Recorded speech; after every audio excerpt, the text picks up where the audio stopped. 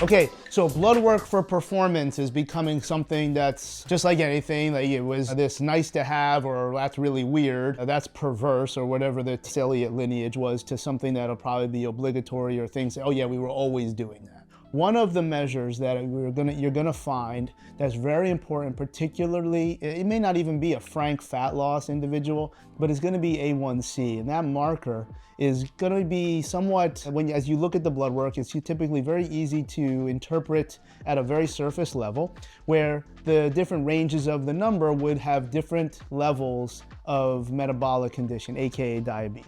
This is almost to the point of a combination of factors that would indicate that this individual is primarily using carbs as their energy source at rest. So I don't ever, and I think when we consult with physicians and people that know this stuff a lot better than I do, you'll see a very normal high, if we're gonna go there, 5.7, 5.6 A1C, and be like, look, I'm not concerned that you have diabetes. What I'm concerned at is that you're using carbs as your primary energy source when you're at rest. And that is a significant troublesome point. Now here's why. Because that person is probably typically struggling, losing weight, losing body fat, really having some super intense training sessions. One of the first steps that I would try to work together with is start to deliver peripheral cardiovascular adaptations, AKA mitochondria. Now why? If mitochondria are not present, even if you're capable of using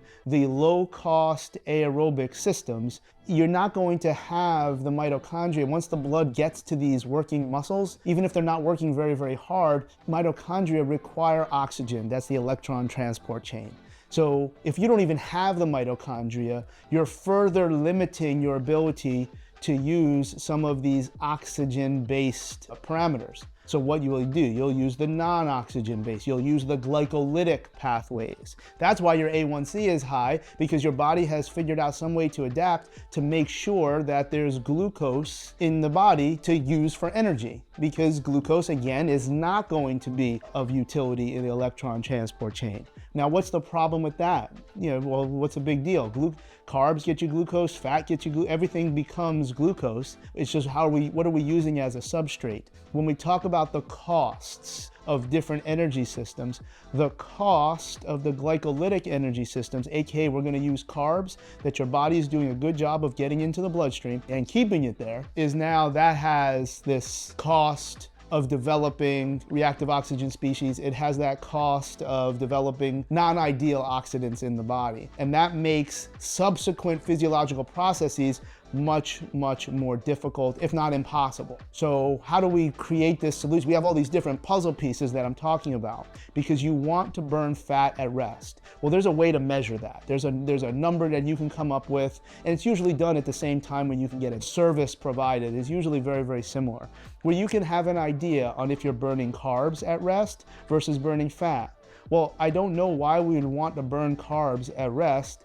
I would want to save the carbs for the more intense, repetitive activity where now I need energy really, really fast. So the trade of getting energy really, really fast is that I have these oxidants floating around, these free radicals, if you will. So now if I burn fat, that electron transport chain has much, much lower cost, but I can only get into its mitochondria. Go back to EPP, and how do we train for peripheral mitochondria? How do we train for peripheral cardiovascular adaptations? You had the 3 protocols. You had hypertrophy of type 1 fibers, because if we can get bigger type 1 fibers typically have more mitochondria. Not typically, they do. Number 2, we can put mitochondria in the myofibrils. This is where you're gonna train very, very heavy, very, very slow, but repetitive. Drag a sled for a mile, 20 to 30 RPMs on a certain type of bike. And then of course, mitochondria in the sarcoplasm, which is your more explosive, using a fairly lightweight, but moving really, really fast. So you have 1 for type 1, 2 for type 2. By creating enough of a tumbling effect for weeks, then we can either increase mitochondrial biogenesis, we can increase mitochondrial efficiency,